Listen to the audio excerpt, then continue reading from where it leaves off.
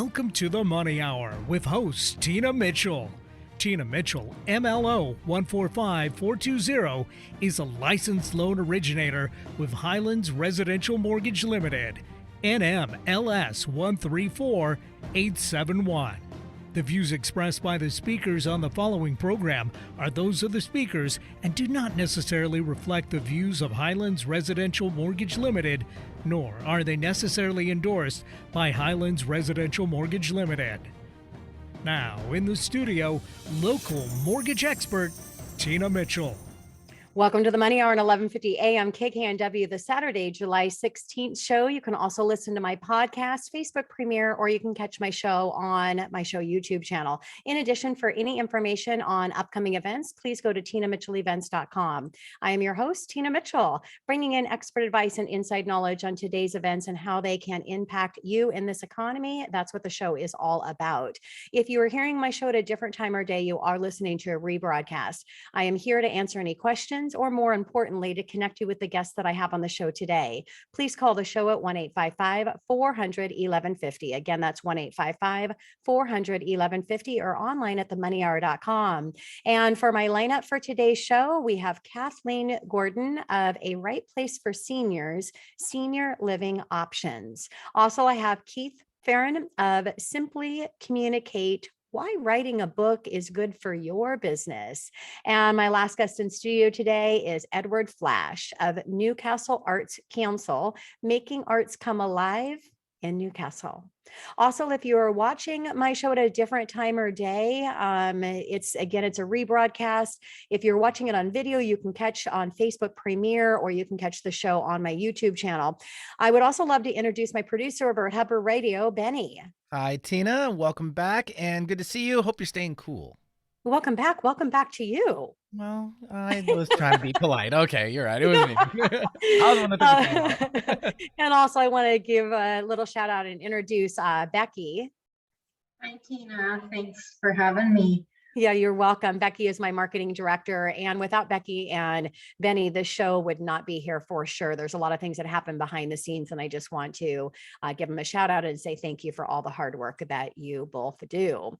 Again, great information, great guests in studio. For more information on any topic discussed, please call the show at 1-855-400-1150, or you can go to themoneyhour.com. And as I do each week, I think I'll do it this week as well, and start out with a little bit of money chat. Money.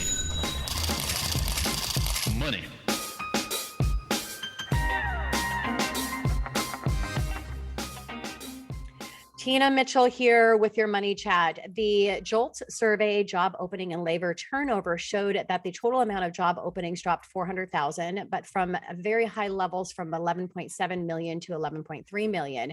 This is an early sign that the economy is slowing and companies are pausing on their hiring. Initial job claims, which measures individuals filing for unemployment benefits for the first time, increased by 4,000 to 335,000. While this is still very low level in the initial claims, the 4-week moving average is at its highest since December and has been consistently moving higher. Continuing claims, which are those that continue to receive benefits after their initial claim, increased by 5,000 to 1.373 million, which is the highest reading since late April. The ADP would have normally released their employment report for June, but they announced that they are retooling their national reemployment report to provide a more robust, high-frequency view of the labor market and trajectory of economic growth. In preparation for the changeover to the new report methodology, they are pausing the current release and have targeted August 31st, 2022 to reintroduce the new ADP National Employment Report. The Atlanta Fed has revised their Q2 GDP estimated from 0% to negative 2.1%, following some weak economic data that we've seen. Now, after a negative 1.6 first quarter final GDP reading in the Atlanta Fed is correct, we could have 2 consecutive quarters of negative GDP. So does this mean that the referency for recession of the NB of economic research will call a recession soon? Well, it's important to note that we will not get the final Q2 GDP reading until 3 months after the quarter ends in September. But let me share the NBER's commentary on how they call for recessions. The definition emphasizes that a recession involves a significant decline in economic activity and is spread across the economy and lasts for more than a few months. Now, there are three main criteria: depth, diffusion, and duration. While each needs to be met individually to some degree, extreme conditions revealed by one criteria may partially offset weaker indications for another. Now, for an example, in the case of the February 2020 peak in economic activity, the committee concluded that subsequently dropped activity had been so great, so wide and diffuse throughout the economy that even if proven to be quite brief, the downturn should be classified as a recession. Now, the economic data the NBER pays most attention to are real personal income, less transfers, non-farm payroll, and employment. Employment is measured by the household survey, real personal consumption expenditures, wholesale and retail sales adjusted for price changes, and industrial production.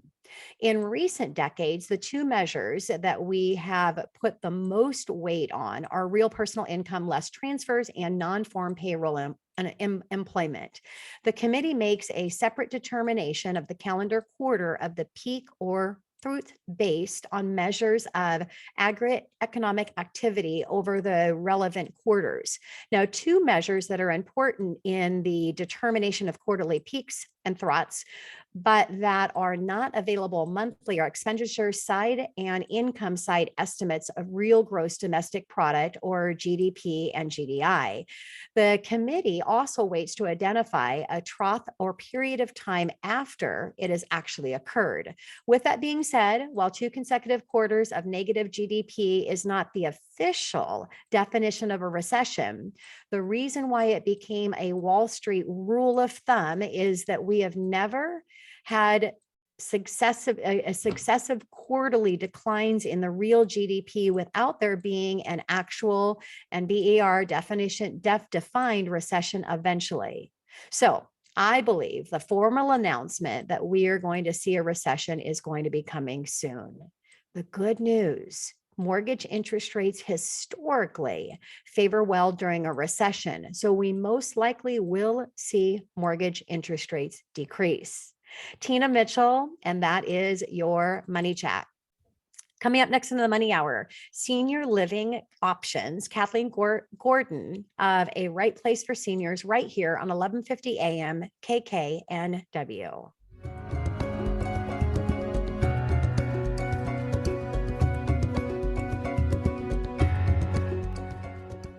You are listening to the Money Hour at 1150 AM KKNW, the Saturday, July 16th show. You can also listen to my podcast, Facebook premiere, or you can listen to my show YouTube channel. In addition, for more information on my upcoming events, please go to tinamitchellevents.com. I am your host and local mortgage expert, Tina Mitchell. It is a great day to talk about money, and that is what my show is all about: how to make money, save money, so you can have a better quality of life for you and your family. If you are hearing my show at a different time or day, you are listening to a rebroadcast. I'm here to answer any questions or connect you with the guests that I have on the show. Please call the show at 1-855-400-1150, or you can go online to themoneyhour.com. And now on my show, Kathleen Gordon of A Right Place for Seniors, Senior Living Options, right here on 1150 AM KKNW. Kathleen, welcome to the show. Thank you, Tina. Thanks for having me. Very excited to showcase you and your business. So Kathleen has been a social worker in Tucson, Arizona for over 37 years. She is experienced in medical social work, hospice, case management, and counseling for elderly and disabled, and nonprofit and counseling in public schools, private practice, investigations for guardianship, and controversy cases, providing therapy for youth in a psychiatric treatment center, foster care and adoption with older children, providing workshops and seminars on parenting, management, and grant writing in school system, training in adults and youth on stress reduction techniques. Kathleen does a lot. Kathleen completed her social work career at the Veterans Health Administration as program coordinator for medical foster home program.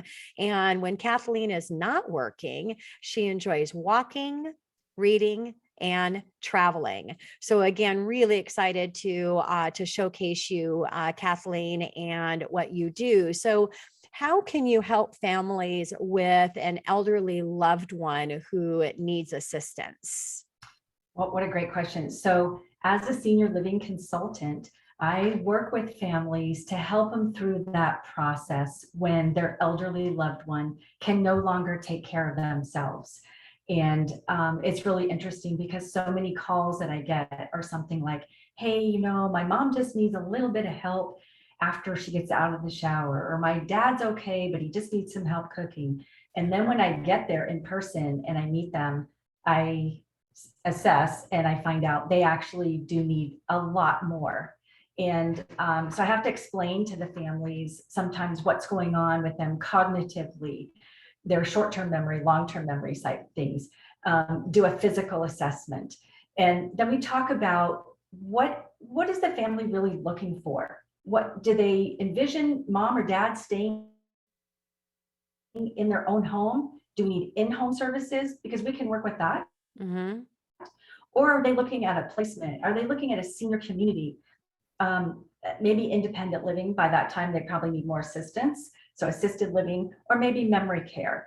So from that point, I research, and since I know the community here in our area, I know them well. I set up tours. I go on the tours with the families and I see them through that whole process until their loved one is moved into their new home. So I make it very personal service. And what a great, great service. Kathleen, we should have probably, my mother-in-law, my husband's mom had part-time caregivers, and we should have probably done something sooner. It was her telling us she actually had to have her dog Seiko find her way home. So what you're doing is so important. So Kathleen, how much does your service cost? Well, you know what, Tina, when people ask me, I love this answer because there is no cost for my service for the families. And that's what makes, one of the things that makes me feel so good about it is, so many times families are stressed out and maybe their loved one is in the hospital or they're in a rehab facility. They fell, they broke the hip, and all of a sudden life has changed. And when you say, oh, well, I know this person who can help you, and they think, oh my gosh, but how much does it cost? Yes. You don't have to pay me anything. I get paid strictly by commission from the communities that we contract with. Yeah, that is that is really great to be able to offer something that's able to come from a community supporting platform. So, Kathleen, what signs or symptoms should a family member be aware of and may indicate that their elderly loved one might need a little assistance? Gosh, there's a lot. So on the physical end, there's things like, if you notice that your mom or dad has bruises that you haven't seen before, they have cuts or scrapes, ask them if they've had a fall, or maybe they had a fall, and then you're saying, are you okay? And most of the time, parents are going to say, oh, I'm fine, because they don't really want to be a burden to their family. And so you need to see them. You need to go be there in person. In terms of their memory, we talk about what happens with, it's called mild cognitive impairment versus like full-blown dementia. So a mild cognitive impairment is going to be things like they often, and I really emphasize that word often, they often forget things. They often forget, for example, their medical appointments. They forget that they just had breakfast 20 minutes ago. They forget that a family member came to visit and did their laundry for them. That they are going into full-blown dementia. They need more help.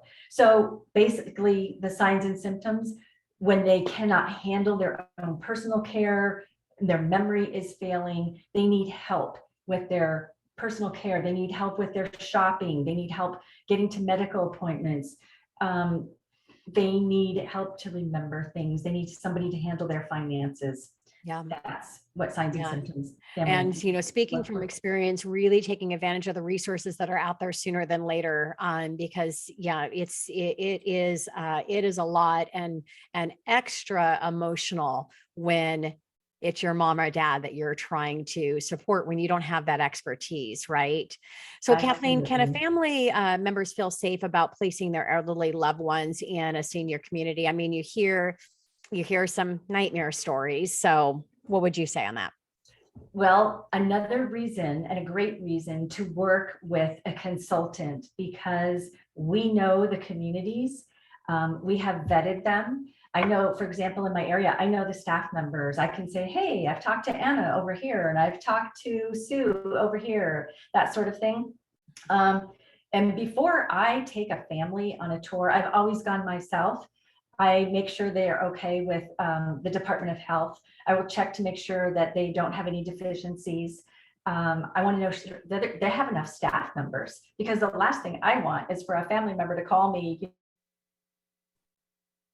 2 weeks later and say, hey, Kathleen, you told me this place was good, but they don't have enough staff to take care of my mom. I'm really worried. Yeah. They are fine and they are great. And really, I think one thing for families to know is that these communities, they really emphasize independence for as long as possible. So it's not like, oh gosh, I'm putting my mom or dad away and oh gosh, they might as well roll over in the grave. That's not it at all. They are wonderful, they're professional. And I really encourage families to go take a look, go on some tours. Yeah, absolutely. Okay, so Kathleen, when is a good time to plan for transition into senior living community? Oh gosh, I want to say it's never too Now, early. you need to think about it now. You do. We put so much time and effort into thinking about things like, gosh, planning my 401k and my retirement. And we think along those lines, okay, pay off the mortgage, pay off the car, and get the kids through college or whatever. What do we do for planning for end of life care? Yeah. And a lot of people, unfortunately, don't. So I would say when you're thinking about retirement, start thinking about end of life care, thinking about how and where. Do you want to be in a large facility that some of them can be just like a cruise ship on land, and it's anything and everything you want? You never have to change another light bulb. You never have to take out the trash. There might be a place up the road here with 5 restaurants in the facility. Of course, the more you have, the more you're going to pay. Yeah. So planning ahead, talk to your family members about your wishes, about what kind of a place. Do you plan to stay in your own home and bring in services? I think, the reality is, Tina, is that every single one of us have to face that mortality. We all get older. We all are going to face decline. And so we need to prepare for that. And great way to do that is just to be having those conversations with our family members and our friends and let them know what our wishes are. What do we plan to do? Yeah, nothing to procrastinate on. I mean, you know what it looks like when you procrastinate on doing your taxes. You know what it looks like when you procrastinate in getting an investment in estate planning. I mean, all these things are important, even at a higher level. You don't want to be procrastinating when it comes to getting into your senior years and what that next stage and journey is going to look like for you. Make those decisions now and plan ahead. So, Kathleen, do you partner with other professionals in this transition process for the elderly? Oh my gosh, yes, a lot of other professionals. It is really a team effort with many of these. I partner with real estate agents. I partner with elder law attorneys, with physicians, with nurses, social workers, folks who work at hospitals who do the discharge planning, fiduciaries.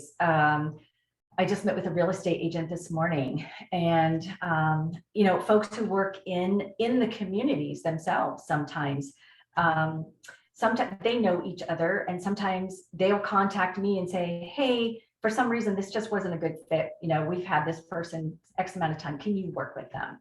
Yeah. A lot of times the family members will just call me. They'll find out, and so they call on their own. So it's really partnering with a lot of people. Yep. Yeah.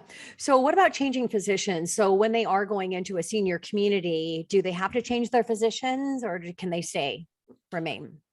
A lot of times people will say, I'm going to keep my doctor because I like my doctor. I've had this doctor for X number of years, and they can do that. Oftentimes what happens is they move into a community, and whether it's a large community where there's, a lot of people and lots of services, and maybe they have a team right there on their campus, or even a smaller home, adult care home in a community where they have a medical team that's familiar with their patients as well. Many times what happens is the resident moves in and they see how the other residents are being treated and how familiar this medical team is with all of them and their staff, and they get comfortable. And so they decide to go that way. It's not necessarily, it doesn't have to be that way, but oftentimes it is. That makes sense. So again, your services are free for the families. They're not paying anything to have an expert that knows all of the communities that are available out there. Just really quick question, and because we need to wrap up the show. What is just an average on cost? So it's interesting because the Tucson area and actually Washington State area are not far apart. So we're looking at the lower end about 3,800 and higher end over 6,500, 7,000. The more hands-on care that the patient needs, of course, the more the cost is going to be. Memory care is also more expensive. So we need to keep that in mind. And just kind of on the side, I will say there's a couple people in Washington that you can get a hold of. Adrian Bird can be reached at 360-209-5667, or Cassandra Johnson at 425-329-6620. Yeah, and thank you for the shout out for them. You can just call into the show. I know both of them. I do a lot of work with the organization. I just really appreciate you being here, Kathleen, and supporting what you do. Thank you so much. Thanks, Tina. And I said, I got to wrap up the show. I meant to say I need to wrap up the segment because I'm not going anywhere. Coming up next in the Money Hour, Keith Furran of Simply Communicate, why writing a book is good for your business, right here on 1150 AM KKNW.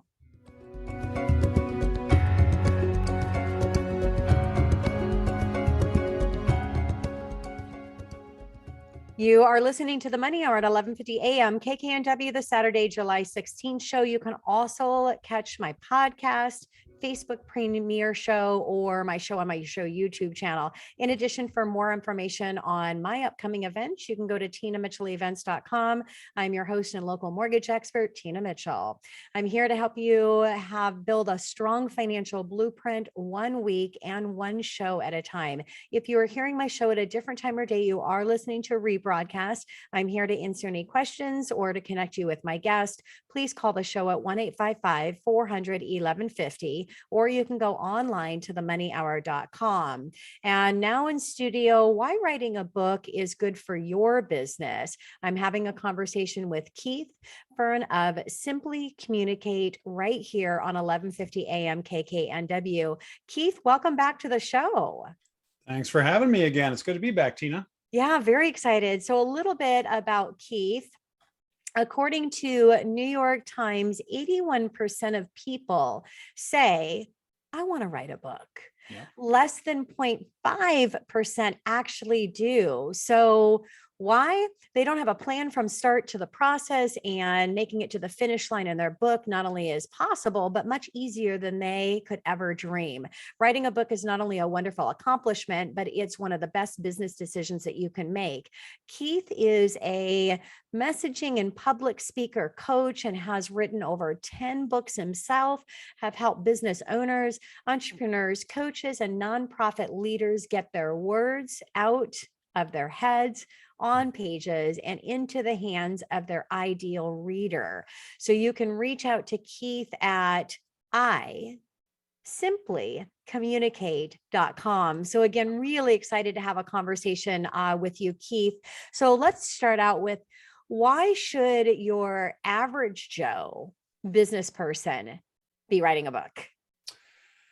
Well, I could go through a whole lot of reasons, but the three that I would give, one is really the confidence of what there's something just when you've written a book and it shows up in the mail and you're holding that first copy in your hands, there is just something, people talk about it legitimizing your kind of authority, which is actually my second reason, the kind of the authority in an industry. People that write a book, you're just seen as an authority. And but I think there's also something that happens inside of you that when you've gotten that out and you're holding it in your hand, I think people that I know who have gotten their process, their method, their whatever it is in a bunch of different industries, get it out of their head and into print, their own confidence in the way they serve their clients just goes up. So I would say, confidence and authority, but then also a lead in, I say a lead in to finances rather than just making money, because I think that a big piece of how your average Joe business person makes money with a book is how that book becomes the entry point into a conversation about doing more, whether it's a real estate agent that writes, but it doesn't have to be a long book. I mean, I think that some of the most successful books that were written by average Joes, obviously you've got the people that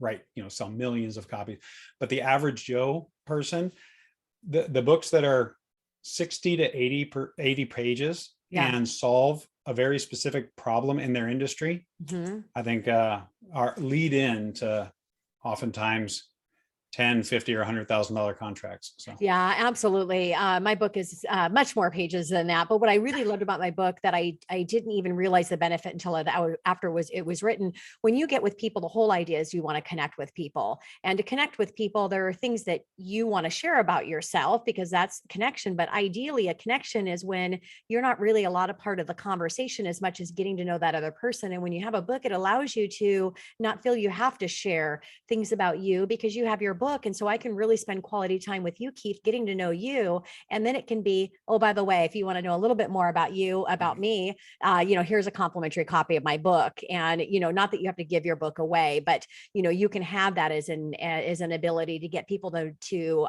know you without having to share. And then the people that really want to get to know you, they will read your book. And the ones that don't, it probably wasn't a good idea that you talked a lot about yourself anyways, right? Keith? So when did you write your first book? It's an easy one to remember because I wrote it while we were pregnant with our first child. So it was in 2002. Okay. And so I shared with my listeners in the introduction for you that you have wrote 10 books. And that is such an accomplishment coming from a person that just wrote one book. Yeah. Working on another one right now. So exciting. So what has changed in the book market in the last couple decades? I know a lot. Yeah. To say everything is, I know is just this catch-all, but it really feels like, as somebody who has I self-published my first book in 2002, and I've traditionally published a couple and self-published a bunch, and done that in kind of each of the 5-year periods since then. So much has changed, and I would really kind of identify 5 big categories where it's changed. One is the price, and I know that you wanted to talk about that more in depth later, but typically when I ask people how much they spent on self-publishing their book, or how much they think it's going to cost, I see people wasting heaps of money, or they don't write a book because they think it's going to be so expensive. Yeah. And it's just, and that's because when you first started out, it was. Yeah. I mean, when I wrote my first book, to get the cover is always more expensive than printing the guts of the book, because the cover is the quality paper and the full color and blah, blah, blah. But I had to print 2,000 copies. It probably cost me $8,000 to $12,000 to get my first book in my hand. And it's now, to give you an idea, to get my last book in my hand cost under 500. So wow. So the price has plummeted, the quality has skyrocketed. So while the price has gone down, how many industries have the price go down while the quality goes up? And this is one where it has, that you can it used to be very, very obvious what a self-published book looked like. Uh-huh. And Yeah. now it's nowhere near, yeah, you can now, even as recently as last year, Amazon, if you're going through KDP, you now even have a hardcover option. Uh-huh. So Yep. it's not even just hardcover that has to be. Some is the perception. And I would say Sure. that goes hand in glove with the last one, the Mhm. quality and perception together, that the perception of a self-published book isn't as big a negative as it was Yeah. 20 years ago. Well, when I wrote my book, I was really excited about writing it probably at 12 months into it, and all the thoughts were coming to my head, and I had my notes. I was, talking. My husband is making noise out there. I hope that we can't hear it. I can't hear anything. Oh my gosh. Heath, anyways, so I was taking notes and, just writing down my thoughts, but then I wrote my book and literally sat down and wrote it in 3 weekends. It took 10 months to publish, because once I received that original one that actually came to my door, then I read it a bunch of times before I went and published it. So, but why do majority of people not finish their books? I'd say they don't have a plan. One of the things I tell my clients all the time is that every vision needs a plan. Without a plan, a vision is just a dream. And that for so many people, they have this idea, this dream of writing a book, and they write the first couple chapters, but they don't have a plan from the get-go of what, who this is going to serve, who's really going to read this, how am I best going to solve their problem, what is the outline of that going to be, that when you have a plan of attack, that, I mean, just take this show, for example. We hopped on before you hit record, and we were talking with Benny and Becky and the other two guests, and we were talking through, and you walked through your plan, and you've done this enough times where you know what the plan is. And so, not that weird things don't happen, but the number of times that really bad, show ruining things happen is extremely, extremely rare for you, because you have a plan. But if you just said, I'm just going to go record for an hour every week, some weeks would be good and some weeks would be bad, but you would have a lot of ones where you never finished recording. And I think the same is true with a book, that people go in with an idea, but they don't go in with a plan. Yeah, the idea is the first and the plan is the second, for sure. Yeah, when I wrote my book, it wasn't to be a selling author or to make money off it. It was just to really have something that I could share for people that were interested in, what I've learned in my 27 years in career. But why do books lose money? Well, books lose money because people, when you don't have a plan, you waste money and spend money in places that you shouldn't be spending money. And so I think that when people start out, they say that the average self-published book sells somewhere around 300 copies. Okay. So just doing the simple math, and I'll get to because traditionally publishing books aren't significantly better than that, quite honestly.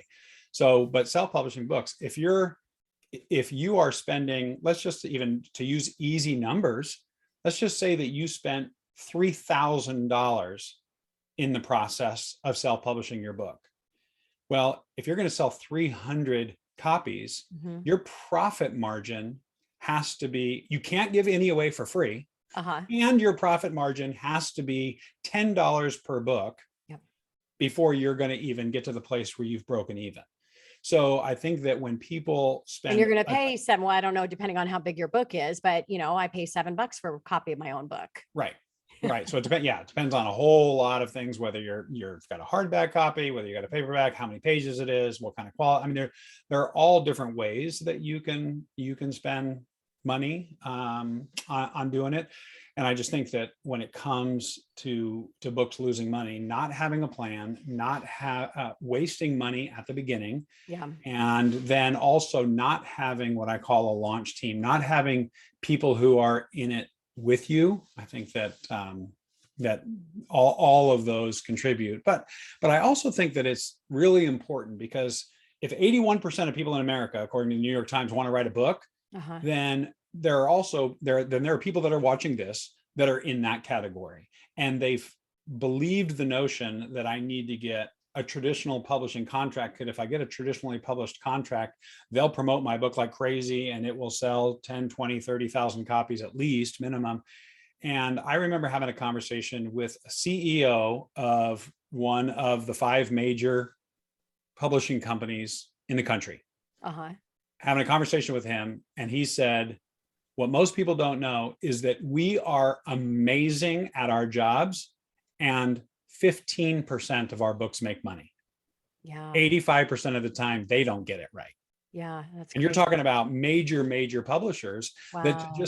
to just assume that if I get an agent and that agent gets me a contract, you're just, it's going to take you way too long. And, for the normal Joe Smith businessman out there, or a Tina Mitchell that's been in the mortgage industry, it's really the money is made in really, just as you shared at the beginning of the show. I mean, you have instantly leveled yourself up without them ever looking at your credentials or anything that you do. Oh, by the way, I'm an author of such and such. So you're going to make more money in the business that you do. You're going to have more opportunities. You're going to retain, have higher conversion, just because you have now leveled yourself up with the expertise that you have your own book.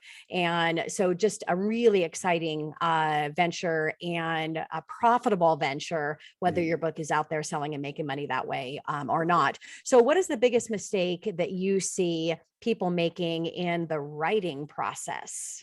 Yeah, that's one I see time and time again. And that is that writers write what they want to write rather than what readers want to read. And if you're writing a book for your family, and you're writing a book that's a memoir of your life, and you just want your kids and grandkids and great grandkids to have it, whatever, I still think you should write that book. I still think you should write, because the process has gotten cheap enough and simple enough and fast enough that if you want to write a book, you can write a book and get it self-published and have a good quality book that can last on, even if you only sell 50 to 100 copies, and the whole process can cost you under $500.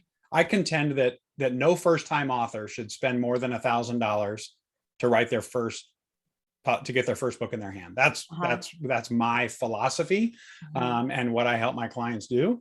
And so, but when it comes to writing, if you're wanting to write a book that reaches more people than the people who share your last name, then you need to write a book that people want to read. And so when you're writing it, you need to explore in that initial plan process, who is my ideal reader, and what problem do I solve for her or him? And when you identify that, when you become crystal clear on the person that you serve and the problem that you solve, then it becomes significantly easier to write a book, and it's a book that people will want to read.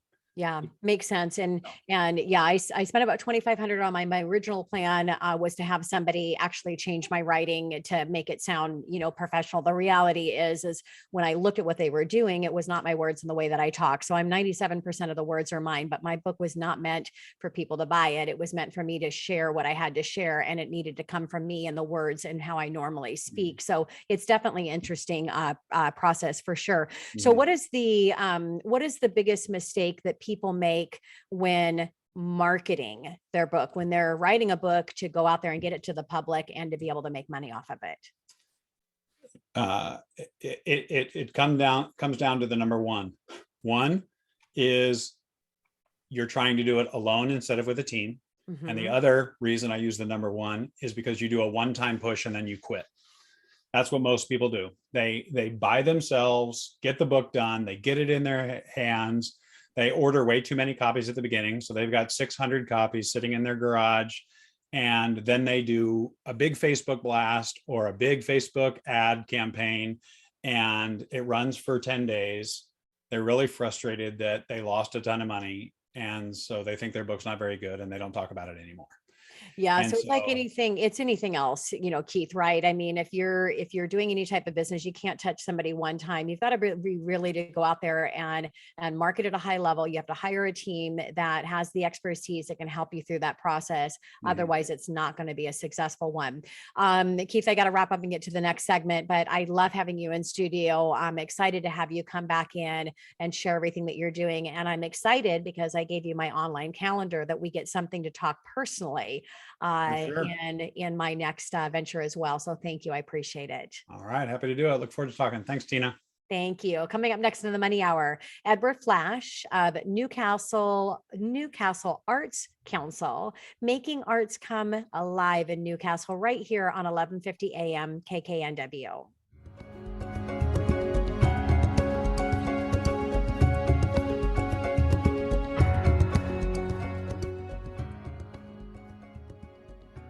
Hi, Ed. Very excited to have Hey, you in studio. thank you for having me on today. I really appreciate it. Yeah, very excited. So let me share a little bit about Ed Flash, co-president of Newcastle Arts Council, based in Newcastle, Washington. Newcastle Arts Council has a goal of making the arts come alive in Newcastle through promoting, supporting, encouraging the arts in our local area. Ed has a background in finance and accounting, but throughout his life has been an active supporter of arts and culture activities and our societies to receiving the value from his parents. Ed, along with his wife and 3 kids, have called Newcastle, Washington their home for the last 15 plus years. And it's so extra special to have you here, Ed, that I actually normally right after the music, I introduce you again, but I'm just so excited to have you here. It's extra special for me because to support Ed and the Newcastle Arts Council, because I've lived in Newcastle myself with my husband for over 18 years and was inspired to join the Newcastle Arts Council board. And I work closely underneath Ed to support Newcastle and see how hard he works. And so I'm just so excited. Literally, Ed, I'm so excited. I didn't do my normal intro to bring you back into studio. So Ed, let's go ahead and talk about who is Newcastle Arts Council. Yeah, so you kind of stole my thunder. As you mentioned, we're a 501c3 not-for-profit organization. We're here to promote and support and encourage the arts in the Newcastle, Washington area, and it's so important to do that from lots of avenues. We do have a motto or a compelling purpose of making the arts come alive in Newcastle. And a few years ago, we tried to think of something that we could create as a quote unquote tagline for us that would bring people into the organization, that would make them feel good about the organization. And that's when we came up with making the arts come alive in Newcastle. If you think about it, there's 2 key words there. One is making and one is alive. And what we do as the Newcastle Arts Council is try and bring the arts to the community in terms of being able to experience the creation of art. And so a lot of our activities are really proactive and let the individuals who attend them actually make art. As well as, if you think about it, making is not only actually the creation of it, but you can experience art through going to museums or going to art galleries or going to a play or going to a lecture that talks about some sort of art element. So that's also making it, making the arts. The other keyword is alive, and I think about alive as something that is positive and also very proactive, right? Live is a positive word. And so as we think about the arts, and we want to think of it in a very positive light. And so that's what we came up with, making the arts come alive in Newcastle. Yeah, I love it. And again, being behind the scenes and on the board, I get to see a lot. And every month how Newcastle Arts Council is coming up with something that the neighbors can get involved in creating art themselves, being led and through an experienced person, whatever that monthly topic is in that particular art. So very exciting.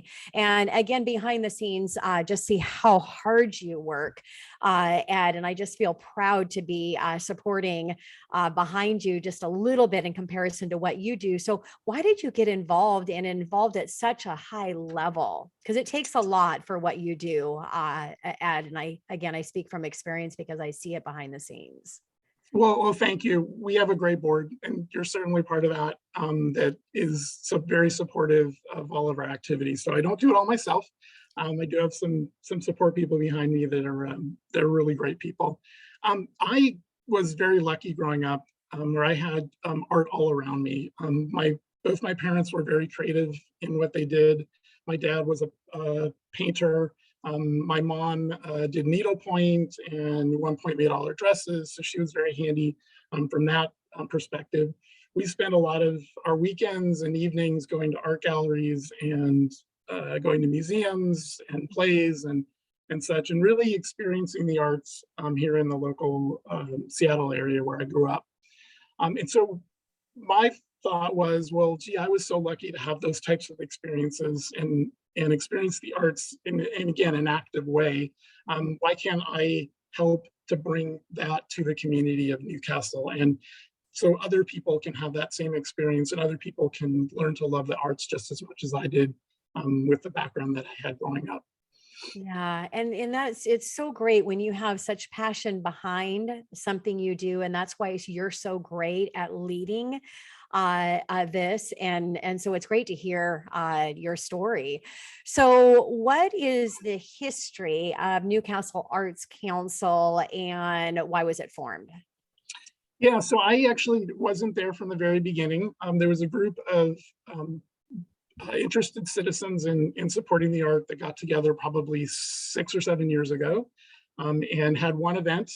It was a piano player at our local, one of our local senior homes, and it was a huge success. There was people that came in from the community. There were people at the facility that attended. Everyone had a really great time, and from that, it kind of built on that, where we realized that the city of Newcastle and the surrounding area. Newcastle, for those of you who may not know where we are, we're sandwiched between Bellevue and Renton.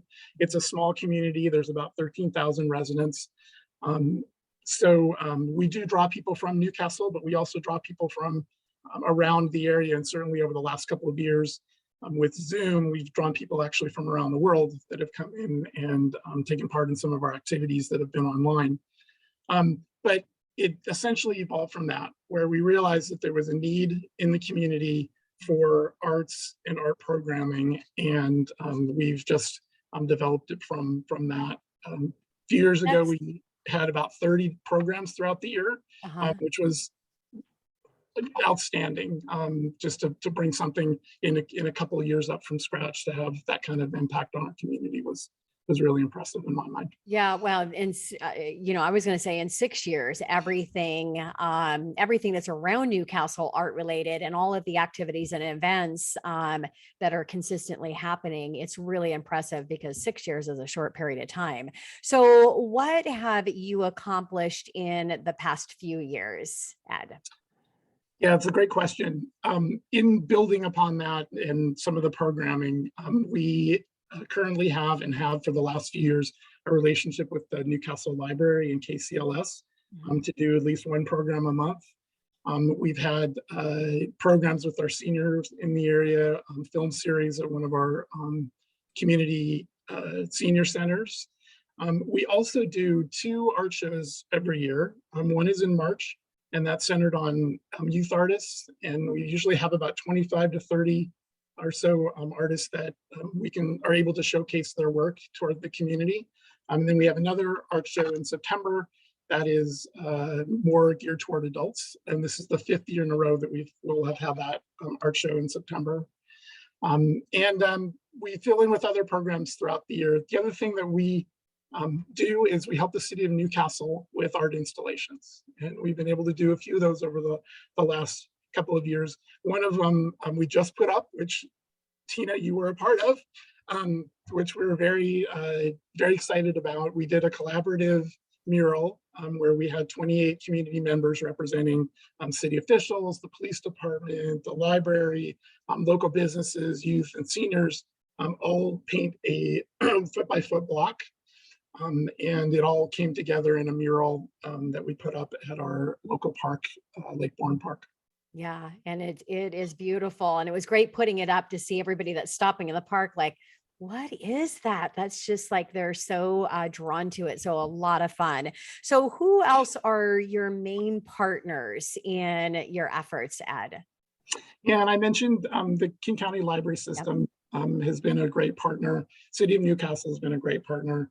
Um, King County is also blessed to have an arts and culture organization called For Culture, which provides funding for organizations like ours to be able to provide the type of programming and the type of activities that we do to our community members. So we could not do what we do without For Culture. The other thing that we've done very effectively is build partnerships with some of our local businesses. Mhm. And if any businesses that are listening, or business owners that are listening to this show, I would highly encourage you to seek out some art organizations within your community and partner with them. We provide publicity for them, and it also gives them a great feeling to be part of a community and part of community involvement. Yes. So, Ed, can you share the exciting stuff that are related? And we've talked a little bit about the events, but share what's happening in Newcastle this summer. Yeah, we are so excited. Summer's a great time for Newcastle in the arts. So there's some great events that are coming up. One of them is on July 23rd, and it's our Newcastle Commons Art Walk. And we have about 40 art vendors and community organizations that are going to have booths there, selling their creativity. Great place for people to come and meet. There'll be food, there'll be music all day. So that's a wonderful activity. This is the second year in a row that we've done that. We also have concerts in the parks every Wednesday night starting July 20th for 5 consecutive Wednesdays. There's a concert at Lake Warren Park from 7 o'clock to 8:30 with local bands. These are big, huge events that create a community and community involvement. And then we have Newcastle Days, which is on September 10th, and that's our Newcastle celebration, which again brings together the community for celebrating the summer. And we haven't had it for 2 years. So we're super excited that we'll be able to bring that back this year. Yeah, I came on the board during COVID. So it is nice to see the board come alive in what, we can actually support now that things are a little bit normal. And beyond the summer, Ed? Beyond the summer, we have programs for the library going on, or with the library going on throughout the year. So we're bringing in the Dickens Carolers. We have an art form called Zen Tangle that we're going to be teaching. We're actually going to be doing hula dancing. So if you want to learn how to hula dance, there's that program as well, and then various other programs throughout the year. Yeah. So Ed, can you share, why is it important to support arts and culture organizations? Yeah, great question. So I think everybody probably knows that there's some really real value in being involved in the arts from an individual and a learning perspective and a mental development perspective. And that can be at any age that you are. So either youth or as an adult. I was always taught that you never stop learning. So even, as an adult or a senior, you may think you know everything, but the arts is just a great way to continue to learn and experience. Helps with self-esteem, it helps with self-awareness, it helps with problem-solving skills, but not only from an individual. This is a statistic that I was blown away by. 10.3% of Washington State's GDP in 2020 was related to arts and culture the arts and culture sector. And that's $62 billion that goes into arts and culture. And that just simply blew me away. So it's an important part of our society, the arts and culture sector. And so it's something that we need to continue to support. Yeah, 100%. So Ed, I got to wrap up in a few seconds here. Somebody wants to know about Newcastle Arts Council, get on the mailing list, donate, get involved. Where do they go? So yeah, our website is newcastlewaarts.org. You can also get on our mailing list. We send out one newsletter a month, and that if you want to get on the mailing list, you can send a note to newcastlewaarts@gmail.com. We'd love volunteers, we'd love donors, we'd love people to get involved. Yeah. And you can also reach out to the show because I'm part of the board and I know Ed personally, so I will get you hooked up. So Ed, thank you so much for being here again. It was just really an honor to be able to have you on my show and to share the passion behind Newcastle Arts Council. Thank you. Yeah. And Tina Mitchell signing off for the day. Got to wrap things up. End of the show, but I will be here next week and same time, same place, right here on 1150 AM KKNW.